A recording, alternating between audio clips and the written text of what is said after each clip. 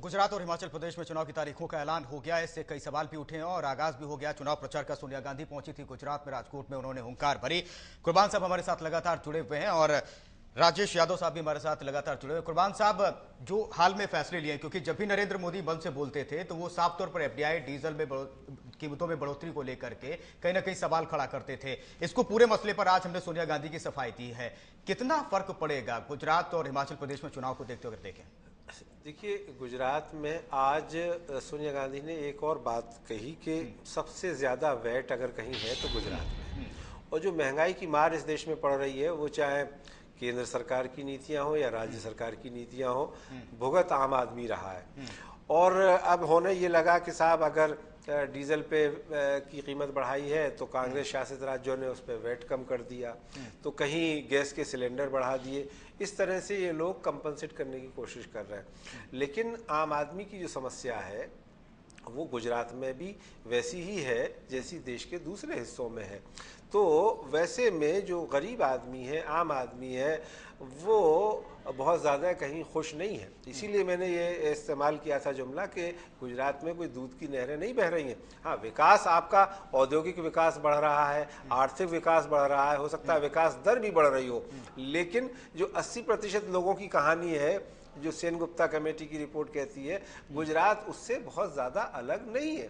तो ऐसे में बीजेपी के लिए ये ज़रूरी होता है कि अगर वो आम आदमी की बात करती है, तो उसके दुख दर्द की बात करती है और उसी काम के लिए कांग्रेस पार्टी को कोसती है, तो उसे वैसा कुछ करके दिखाना चाहिए जो कि एक पूरे देश के लिए रोल मॉडल बने। वैसा अभी होता हुआ दिख नहीं रहा। जी, राजेश यादव साहब, बीजेपी ऐसा क्यों नहीं करते? जब 6 सिलेंडर की जगह सब्सिडी 3 सिलेंडर बढ़ाने की बात आई थी, तब बीजेपी ने कहा कि हम ऐसा क्यों करें। अब वैट की बात जहां तक है, गुजरात में सबसे ज्यादा वैट है। आम आदमी की बात बीजेपी कर रही है, लेकिन आम आदमी से मसले जो जुड़े हुए हैं उस तक नहीं पहुंच पा रही बीजेपी। देखिए, जहां तक सब्सिडी का प्रश्न है, रेट को सिलेंडर का, डीजल का या किसी भी चीज का बढ़ाएगी केंद्र सरकार और घटाएगी राज्य सरकार। ये कहां का फार्मूला हुआ? यदि केंद्र सरकार क्यों बढ़ा रही है? क्योंकि उनको रेवेन्यू चाहिए, उनको पैसा चाहिए विकास के लिए। लेकिन पैसा तो कांग्रेस के नेताओं के घरों में भरा गया।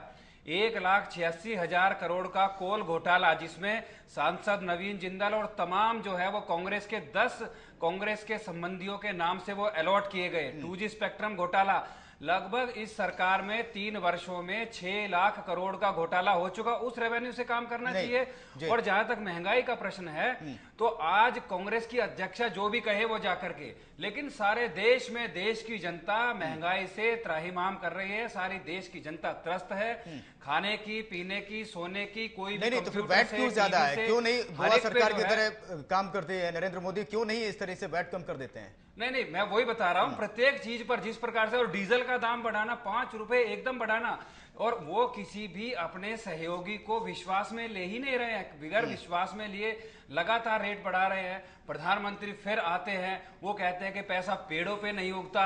अरे, ये तो देश के लोगों को पता है। क्या प्रधानमंत्री इस प्रकार की भाषा बोलेंगे, पैसा पेड़ों पर नहीं उगता? तो ये इस प्रकार से बयान दे रहे हैं। महंगाई लगातार बढ़ रही है, इन्फ्लेशन बढ़ रहा है, देश के लोग महंगाई से त्रस्त हैं चारों तरफ, और कांग्रेस का तो पर्दाफाश हो चुका है। तो सवाल ये है, ये चीज तो गुजरात में भी है ना, तो इसे दूर करने के लिए आप क्या कर रहे हैं? देखिए, गुजरात में आप जाएं, गुजरात की जो प्रदेश की सरकार है, महंगाई जो है ये राष्ट्रीय विषय है पूरे देश में। इसका मतलब ये हुआ कि जैसे पूरे देश में प्रभावित है आम आदमी, जैसे गुजरात में भी हुआ। महंगाई से जो पूरे देश में, क्योंकि कांग्रेस की सरकार सारे देश में बढ़ा रही है महंगाई। डीजल सारे देश में उन्होंने बढ़ाया। सिलेंडर जो है वो पहले 500 रुपए का मिलता था, अब वो 800 रुपए का सिलेंडर मिल रहा है। कांग्रेस की सरकार ने महंगाई को बढ़ाया है, महंगाई को बढ़ावा दिया है, भ्रष्टाचार को बढ़ावा दिया है। लेकिन प्रदेश की जहां तक सरकार का प्रश्न है, प्रदेश की सरकार ने जो विकास किया है, प्रत्येक सर्वे में बिहार और Gujarat number 1, number 2, number 1, number 2, और दोनों में भाजपा की सरकार है। ठीक है। कुर्बान साहब, गुजरात की हमने बात कर ली और आपने बता दिया कि दूर दूर तक फिलहाल स्थिति कांग्रेस की नहीं बनती है। हिमाचल में किस तरह स्थिति देखते हैं? हिमाचल में तो अभी कहना मुश्किल है, क्योंकि बस स्थिति साफ नहीं है। वहाँ कांग्रेस पार्टी के अंदर भी 2 गुट हैं और भारतीय जनता पार्टी में भी भीतरघात और अंतर्कलह का सिलसिला चल रहा है। तो और चूंकि 68 सीटों पे 70 सीटों पे वहाँ बहुत छोटी सी विधानसभा है, तो मेरे ख्याल में जो उत्तराखंड में स्थिति रही थी वैसी ही स्थिति फिलहाल मुझे नजर आ रही है। जी, क्या राजेश जी स्थिति है कि बदलाव होगा?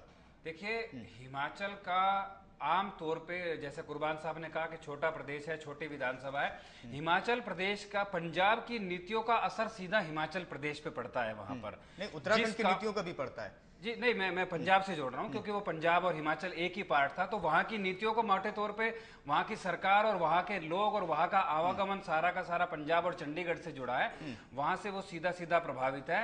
और पिछले 45 वर्षों के इतिहास में पंजाब में हमारी सरकार रिपीट हुई है।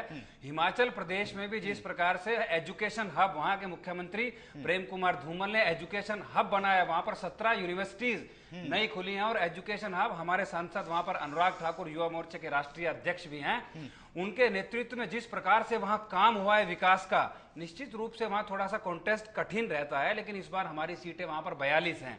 यदि 1-2 सीट हम मान भी लेके कहीं एंटी इनकम्बेंसी के नाते से 1, 2, 3 जाएगी तो भी हमारी 35 में वहां सरकार बनती है। और निश्चित रूप से वहां हमारा पिछले 6 महीने से कुर्बान साहब वहां पे मिशन चला हुआ है और हमने वहां पर भारतीय जनता पार्टी ने उसका नाम दिया मिशन रिपीट, और निश्चित रूप से वहां पर प्रेम कुमार धूमल के नेतृत्व में ये देखने वाली बात होगी कुर्बान साहब, जो कि राजेश यादव साहब कह रहे हैं कि ये स्थिति ऐसी है, हम ही आएंगे, और जिस तरह से वहां अंतरकलह भी देखने को मिली है, यह स्थिति पाते हैं क्या आप?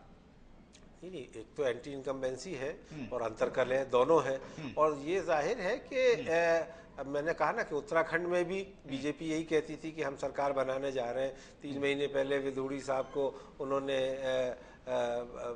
बदला था, खंडूरी साहब को माफ कीजिएगा, और नतीजा उनके पक्ष में नहीं जा पाया था। नहीं, सीट तो देखिए, एक सीट से वाजपेयी जी की सरकार भी गिर गई थी।